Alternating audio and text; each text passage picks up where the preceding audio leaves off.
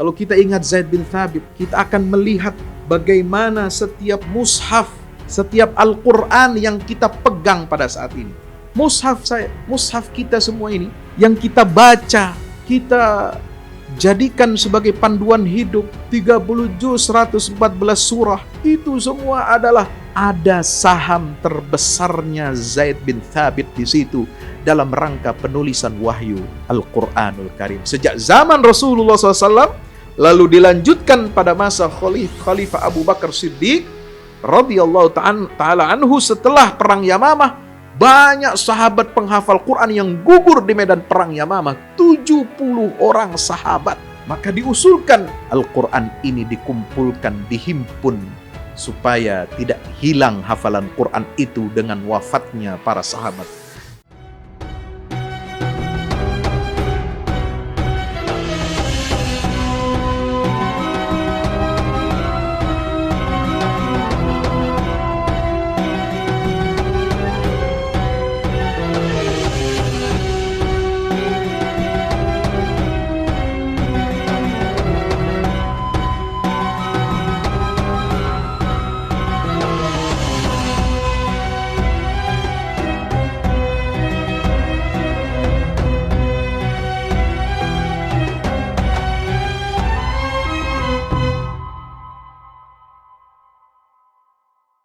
Assalamualaikum warahmatullahi wabarakatuh. Teman-teman yang dimuliakan Allah Ta'ala, kami memang masih baru, tetapi kami ingin berkontribusi besar juga untuk dakwah ini. Sebagaimana sahabat Rasulullah Hassan bin Thabit yang berjuang untuk surga, maka kami juga betul-betul merindukan surganya Allah Subhanahu wa Ta'ala. Dalam catatan sejarah, hanya Hassan bin Thabit inilah yang memiliki mimbar di samping mimbarnya Rasulullah Sallallahu Alaihi Wasallam. Di mimbar itu, dia membela kehormatan agama Allah dan Rasulnya. Di mimbar itu, dia membela Islam. Di mimbar itu, dia menyampaikan keunggulan dan kemuliaan agama Allah dan Rasulnya. Maka kita bisa melihat betapa mulianya keberadaan media, keberadaan mimbar yang berada di samping persis mimbarnya Rasulullah SAW. Oleh sebab itu kami juga mengajak teman-teman semua untuk ke surga. Dengan cara apa? Dengan cara kita yang sama. Kita berjuang lewat media. Media yang akan membumikan Islam rahmatan lil alamin di negeri kita ini dan juga ke seluruh penjuru dunia, menembus batas hingga Allah takdirkan Islam ini jaya kembali. Mari salurkan infak media ke rekening Bank BNI Syariah 0631 748 573. Wassalamualaikum warahmatullahi wabarakatuh. Bismillahirrahmanirrahim. Assalamualaikum warahmatullahi wabarakatuh. Alhamdulillah, wassalatu wassalamu ala rasulillah wa ala alihi wa sahbihi wa mawalah. La hawla wa la quwata illa billah. Sahabat muda, sahabat The Golden Age yang mudah-mudahan kita semuanya senantiasa dirahmati Allah Subhanahu wa Ta'ala. Puji syukur kehadirat Allah, pada malam hari ini kita dapat bersama-sama kembali mengkaji dan menggali inspirasi dari kehidupan para sahabat Nabi. Ya, kisah yang sangat inspiratif. Mereka, sahabat Nabi, hidup dan mati untuk Islam. Hidup dan matinya untuk Allah dan Rasulnya. Dan merekalah para pembangun peradaban Islam yang gemilang. Merekalah bersama Rasulullah SAW, di bawah bimbingannya, di bawah arahannya, di bawah pengawasannya, di bawah tarbiyahnya, pendidikannya Rasulullah SAW, ya, mereka telah meletakkan pondasi peradaban Islam yang kokoh dan bertahan sampai 1200 tahun lebih lamanya. Inilah syajarah mubarakah, pohon yang diberkahi oleh Allah Subhanahu wa Ta'ala. Fastawa ala suqih fastaghlada fastawa ala suqihi yu'jibu az-zurra'a liyaghiza bihimul kufar. Sebagaimana surah Al-Fatah ayat 29. Sahabat muda, sahabat Golden Age yang dirahmati Allah Ta'ala, kali ini kita akan mengkaji inspirasi dari seorang sahabat Nabi, sahabat muda, yaitu Zaid ibnu Thabit. Sahabat muda kenal nggak siapa Zaid bin Thabit? Zaid bin Thabit adalah seorang Ansor, yaitu sahabat yang menolong Nabi SAW di Madinah, Beliau berasal dari suku Khazraj dan dari Bani Najjar. Maka beliau ini adalah Al-Ansari, Al-Khazraji, An-Najjari, Zaid bin Thabit bin Dhahak. Beliau adalah penulis wahyu Rasulullah SAW. Beliau adalah gurunya para ahli qiraat dan ahli ilmu faraid dalam ajaran agama Islam. Dialah mufti Madinah di masa Khulafaur Rasyidin. Ya, sahabat muda, sahabat the Golden Age yang dirahmati Allah Subhanahu wa taala, ketika Nabi sallallahu alaihi wasallam hijrah ya ke Madinah, beliau usianya saat itu baru 11 tahun. Dan beliau sudah masuk Islam otomatis. Sebelum Nabi datang, beliau sudah masuk Islam. Kenapa? Karena Nabi sudah mengutus sahabat yang bernama Mus'ab bin Umair untuk mendidik, untuk memberikan cahaya Islam ini ke tiap-tiap rumah penduduk Madinah yang akan menjadi ansornya baginda Rasulullah Sallallahu Alaihi Wasallam. Nah, ketika Nabi sampai Madinah, usia beliau 11 tahun. Masya Allah. Ya. Nah, beliau karena usianya yang muda ini, ya, beberapa kali ditolak oleh Rasulullah untuk ikut serta dalam peperangan. Nah, ini keistimewaannya. Ya. Beliau adalah seorang yang pemberani, orang yang sangat merindukan mati syahid di jalan Allah Subhanahu wa taala. Dan sejak usia muda, ketika perang Badar, ini perang Badar, perang pertama setelah Nabi hijrah, ya, dari Makkah ke Madinah, itu tahun kedua Hijriah. Usia beliau saat itu 12 tahun, itu sudah datang kepada Rasulullah, diantar oleh keluarganya. Merengek-rengek kepada Nabi SAW untuk apa? Minta diikut sertakan sebagai pasukan dalam perang Badar. Masya Allah. Ya. Tapi Nabi dengan santun, dengan lemah lembut, ya, tidak menyanggupi dan tidak memberikan izinnya untuk Zaid bin Thabit yang masih belia ini. Ya, fisiknya masih lemah, Nabi sudah bisa melihat, mengukur, ya, postur dan juga kekuatan fisik setiap anak. Bukan hanya satu orang Zaid bin Thabit, banyak anak-anak belia, anak-anak remaja, ABG. Ini yang sudah meminta kepada Rasulullah SAW untuk diikut sertakan dalam perang Badar. Allahu Akbar. Ini luar biasa, fenomena apa ini? Menjadi pahlawan, ingin menjadi pahlawan sejak usia muda. Bayangkan, usia belasan tahun. Kalau kita umur 11 tahun, ya, terutama ayah bunda yang menyimak, juga sahabat muda, ayo kita introspeksi diri kita. Kalau anak-anak kita 11 tahun ngapain mereka masih? Mereka masih sibuk main game, mereka sibuk dengan hiburan, mereka sibuk dengan sekolahnya, mereka sibuk dengan tetek bengek. Keseharian di rumah, masih bermain dengan kawan-kawan sebayanya, masih jalan-jalan ke mall, nonton bioskop, nonton ini dan lain sebagainya. Tetapi anak-anak muda, anak-anak belia di masa Rasulullah SAW, di usia yang masih sangat belia, mereka sudah termotivasi untuk berjihad di jalan Allah. Rahasia apa di balik motivasi mereka ini? Kalau bukan keimanan yang begitu besar, keimanan yang membaja, keimanan yang begitu tebal kepada Allah dan Rasulnya, sehingga di dalam Al-Quran, orang-orang Ansar, diantaranya Zaid bin Thabit ini dipuji oleh Allah Subhanahu wa taala. "Walladzina tabawwa'u ad-dara wal imana min qablihim yuhibbuna man hajara ilaihim wa la yajiduna fi sudurihim hajatan mimma utu wa yu'thiruna ala anfusihim walau kana bihim khasasah." Subhanallah, mereka lah orang-orang Ansar ini, orang-orang Madinah ini, mereka telah menduduki rumah yang kelak menjadi tanah airnya Rasulullah SAW, tanah air kedua, dan menjadi tempat beliau berjuang menegakkan Islam dan beliau mau dikuburkan di Madinah. Merekalah yang menduduki rumah-rumah yang penuh dengan kemilau cahaya Islam. Bahkan sebelum Rasulullah sampai masuk ke kota Madinah itu. Merekalah yang telah menduduki tabawwa'ud dar wal iman, menduduki iman, seolah-olah iman ini sudah masuk terpatri dalam jiwa-jiwa dan hati orang-orang Ansar. Sampai anak-anak kecilnya begitu merindukan syahadah, mati syahid di jalan Allah Subhanahu wa taala.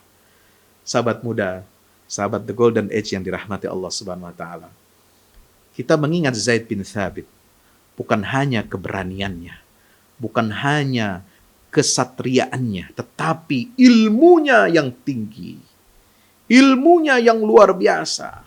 Ya, kalau kita ingat Zaid bin Thabit, kita akan melihat bagaimana setiap mushaf, setiap Al-Quran yang kita pegang pada saat ini. Mana mushaf saya? Oh, itu di belakang. Mushaf saya, mushaf kita semua ini, yang kita baca, kita jadikan sebagai panduan hidup, 30 juz, 114 surah, itu semua adalah ada saham terbesarnya Zaid bin Thabit di situ dalam rangka penulisan wahyu Al-Quranul Karim. Sejak zaman Rasulullah SAW, lalu dilanjutkan pada masa Khalifah Abu Bakar Siddiq radhiyallahu ta'ala anhu setelah perang Yamamah, banyak sahabat penghafal Quran yang gugur di medan perang Yamamah. 70 orang sahabat, nggak main-main. Maka diusulkan agar Al-Quran ini dikumpulkan, dihimpun, supaya tidak hilang hafalan Quran itu dengan wafatnya para sahabat yang gugur. Mereka adalah para penghafal Quran di perang Yamamah. Subhan. Abu Bakar langsung menunjuk siapa pemuda yang bernama Zaid ibnu Thabit. Saat usia beliau waktu itu berapa? Usianya baru 22 tahun atau 23 tahun. Subhanallah. Luar biasa. Anak 22 tahun, pemuda 22 tahun sudah memimpin komisi penulisan Al-Quran. Pembakuan Al-Quran dalam mushaf di masa Khalifah Abu Bakar Siddiq radhiyallahu ta'ala anhu.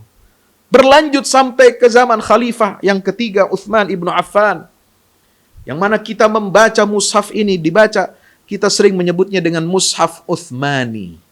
Rasam tulisan Al-Quran itu diistilahkan dengan rasam Utsmani. Tulisannya Utsman ibnu Affan radhiyallahu anhu merupakan ijtihad, ijma' para sahabat bagaimana cara penulisan Al-Quran agar sesuai dengan sabda Nabi SAW, unzilal Qur'anu ala sab'ati ahruf. Quran turun dalam 7 huruf, dengan 7 dialek, dengan 7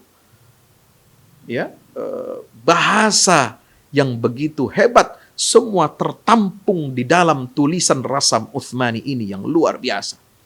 Maka kita mengenal qiraat sab'ah, qiraat asyrah, dan semua harus sesuai dengan rasam Utsmani yang ditulis, diprakarsai oleh pemimpin ketua komisi penulisan Al-Quran di masa Khalifah Utsman bin Affan, yaitu Zaid ibnu Thabit.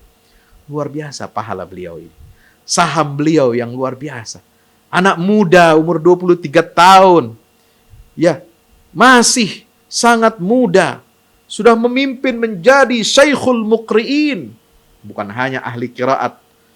Para sahabat Nabi ini yang paling terkenal dalam ilmu Al-Quran, ahli Al-Quran itu ada 5 yang paling terkenal. Ali bin Abi Thalib radhiyallahu an, Ubay bin Ka'ab radhiyallahu an, Abdullah bin Abbas radhiyallahu an, Abdullah bin Mas'ud radhiyallahu an, dan Zaid ibnu Thabit.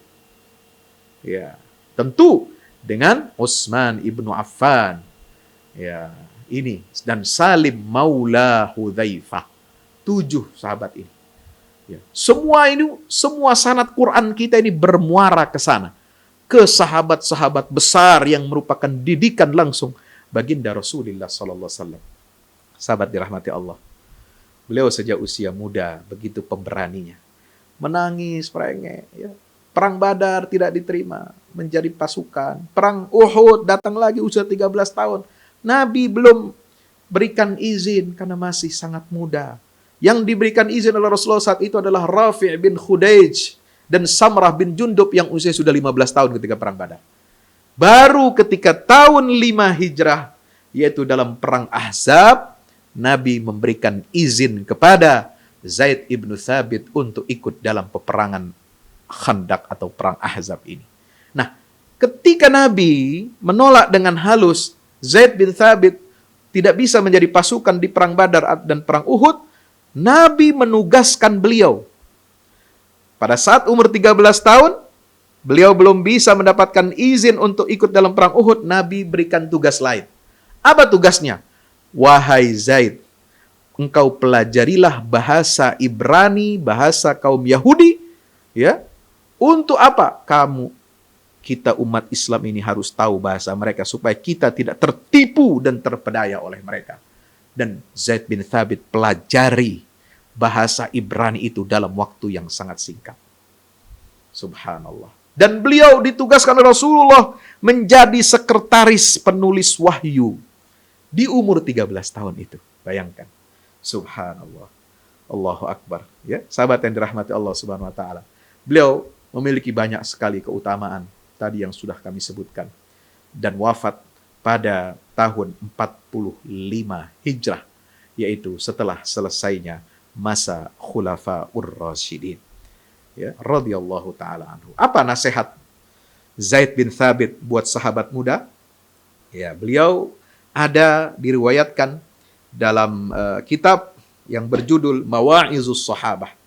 Kitab ini Mawa'izus Sahabah, ya, menghimpun nasihat-nasihat sahabat Nabi SAW yang ditulis oleh Saleh Ahmad Asy-Syami. Apa nasihat, ya, Zaid ibnu Thabit ini kepada kita kaum muslimin? Diriwayatkan beliau Zaid bin Thabit ini menulis surat kepada sahabatnya yang bernama Ubay bin Ka'ab radhiyallahu taala anhuma. Ubay bin Ka'ab juga ahli Al-Qur'an. Nanti kita akan ulas sisi kehidupan beliau.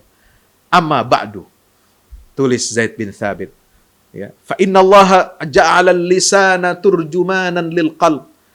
Sesungguhnya Allah telah menjadikan lidah kita menjadi penterjemah isi hati kita. Wa ja'alal qalba wi'aan wa ra'iyan. Dan Allah telah jadikan hati itu sebagai wadah dan juga penunjuk. Yang qadul lisanu lima ahdahu lahul qalb. Lisan itu akan mengikuti apa yang ditunjukkan oleh hati kita. فإذا كان القلب على طوق اللسان جاء الكلام واختلف القول واعتدل. Jika hati kita ini, ya, begitu dapat menguasai lisan kita, maka ucapan kita, perkataan kita itu akan apa? Akan lembut. Ucapan kita ini akan menyatu, apa yang kita ucapkan lahir dari hati, itu maksudnya. Ya, menjadi apa? Menjadi i'tidal. Menjadi suatu yang mantap untuk didengarkan dan diperhatikan nasihat yang keluar dari lisan yang bersumber dari hati yang bersih. Walam takun lilisanin athratun wala zallah wala hulmun liman lam yakun qalbuhu min baini yaday lisani. Ya, tidak ada satu lidah, satu lisan yang terperosok, yang terkilir, yang terjerembab bagi orang yang hatinya senantiasa berada di antara dua lisannya, ya, yaitu bibir dan lidah, ya. Kalau hati kita, ya, ini yang mengontrol lisan kita dan bibir kita, maka lisan kita tidak akan pernah terperosok, terjerumus mengeluarkan kata-kata kotor, mengeluarkan kata-kata kasar, ya, keluar kata-kata cacian, makian, dan lain sebagainya. Fa idza taraka ar-rajulu kalamahu bilisani. Kalau orang itu meninggalkan kalamnya, ya, dengan lisannya, wa khalafahu ala dzalika qalbuh, jadda'a bidzalika anfah. Kalau orang itu meninggalkan kalamnya dengan lisan, dengan lidahnya, maka apa yang terjadi? Ya, hatinya menyelisihinya. Maka idza wazana ar-rajulu kalamahu bi fi'lihi saddaqa dzalika mawaqi'a hadithihi. Maka kita harus senantiasa menimbang ucapan kita dengan perbuatan kita. Itulah yang akan memberikan petunjuk kepada kita kepada jalan kebenaran dan ketakwaan kepada Allah Subhanahu wa taala. Sahabat muda, sahabat The Golden Age yang dirahmati Allah Subhanahu wa taala. Maka itulah ya, kita harus belajar dari sosok Zaid bin Thabit. Belajar kecerdasannya, belajar keteguhan hatinya untuk berjihad, belajar bagaimana kesungguhan dia untuk menjalankan amanah dari Rasulullah SAW, amanah dari orang tua kita, dari guru kita. Ayo, kita anak-anak muda ini harus tampil, ya, mengemban amanah, siap untuk menerima amanah seberat apapun. Karena Zaid bin Thabit mengatakan ketika dia ditunjuk oleh Khalifah Abu Bakar menjadi ketua komisi penulisan Al-Quran, demi Allah, kata Zaid bin Thabit, sekiranya aku ditugaskan untuk ya memikul gunung yang berat, maka aku lebih pilih memikul beban gunung yang berat itu daripada memimpin ya upaya untuk penulisan Al-Quran. Kenapa? Karena beliau punya rasa takut kepada Allah. Takut kepada Allah ketika memindahkan, ya, menyalin ayat-ayat ini. Takut ada yang hilang, takut ada yang tercecer, takut ada yang tertinggal. Inilah ketakwaan seorang Zaid bin Thabit, seorang yang sangat amanah. Apalagi ini berkaitan dengan penulisan Al-Quran yang menjadi petunjuk hudan linnas wa bayyinatin minal huda wal furqan. Quran yang menjadi hudan lil muttaqin, petunjuk bagi manusia dan orang bertakwa. Kita berhutang budi kepada sosok Zaid bin Thabit, sang pemberani, sang cendekiawan, sang ilmuwan. Dialah Zaid bin Thabit. Mudah-mudahan kita dapat mencontoh karakter beliau, sehingga akan lahir generasi-generasi Muslim di akhir zaman ini yang meniru dan dapat meneladani apa yang telah dicontohkan oleh para sahabat Nabi Muhammad Sallallahu Alaihi Wasallam. Mudah-mudahan bermanfaat bagi kita semuanya. Nantikan terus The Golden Age, kisah inspirasi para sahabat Nabi, hidup dan mati untuk Islam. Demikian, wassalamualaikum warahmatullahi wabarakatuh.